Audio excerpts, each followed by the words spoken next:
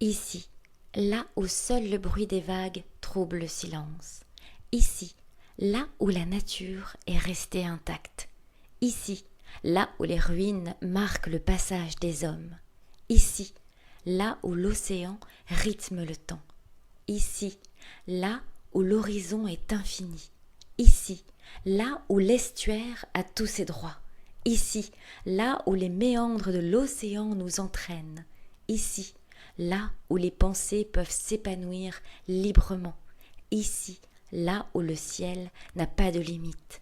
Ici, là où la vie prend tout son sens.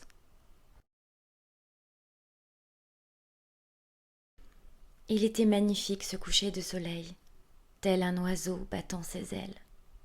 Il était magnifique cet arc-en-ciel, comme notre amour que je croyais éternel. Il était aussi naturel que cette vasière, comme notre amour qui ne commençait pas d'hier.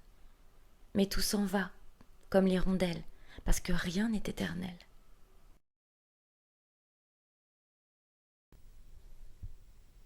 Cet estuaire, peuplé de gens austères, qui labourent leurs terres, formait une embouchure qui, toute l'année durant, portait une parure d'arbres verdissants.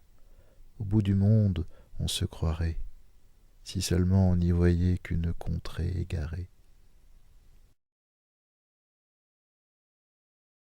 Au loin, dans la vasière, une petite cabane de pêche. Elle est seule, presque abandonnée au milieu de cette pléthore de beauté.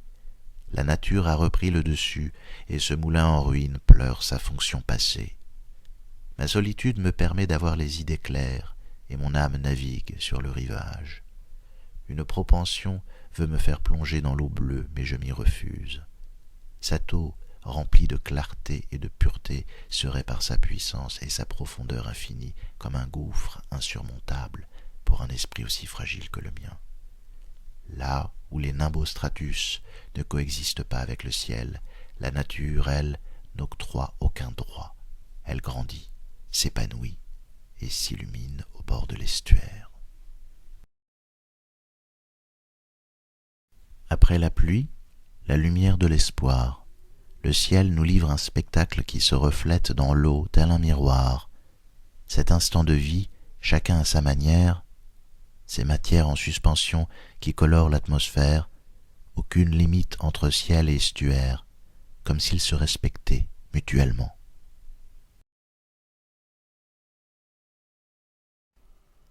Je te regarde flottant, toi qui dérives vers l'océan. Je te regarde, toi qui me tortures, les yeux fixés vers l'embouchure. Je te regarde sommeillant, me voilà ignorant. Je te regarde, mon bel estuaire, mon amour se perd. Je te regarde, mon bel estuaire, toi et ta vasière.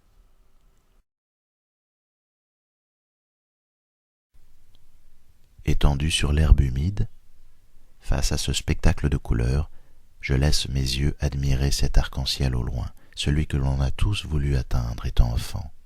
Se vider totalement l'esprit, penser sereinement et laisser tout problème s'échapper, entrer en connexion avec la nature, écouter ce qu'elle a à nous offrir.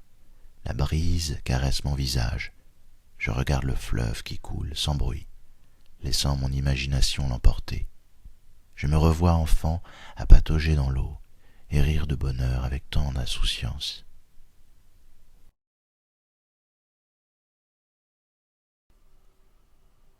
Du vert à côté du bleu, beaucoup de plantes, d'herbes et d'arbres à côté de cet océan, de ce ciel et cet horizon. Même les ruines d'un ancien bâtiment en pierre sont dominées par le vert, par le lierre. As-tu vu ce buisson avec un contraste de rouge? Et ce lac, seul, qui se mélange à la verdure? Tout n'est pas parfait, mais c'est ce qui fait la beauté de la nature et de la solitude. Quand la pluie rencontre les rayons au soleil couchant, l'arc-en-ciel s'élève tout doucement, laissant place à une atmosphère quelque peu crépusculaire qui ravit les petits et les grands. La continuité de cette rencontre entre pluie et soleil nous réveille durant notre sommeil. Le reflet du ciel sur l'estuaire laisse alors propager le rêve dans l'air.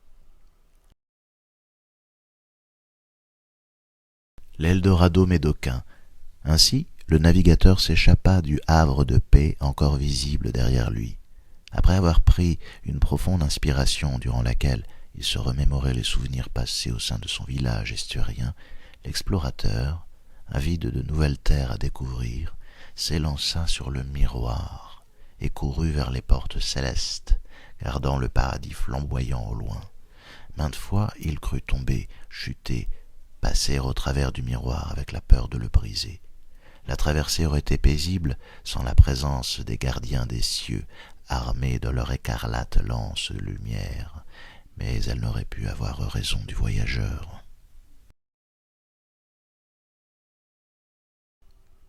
Sans ces reflets, que serions-nous?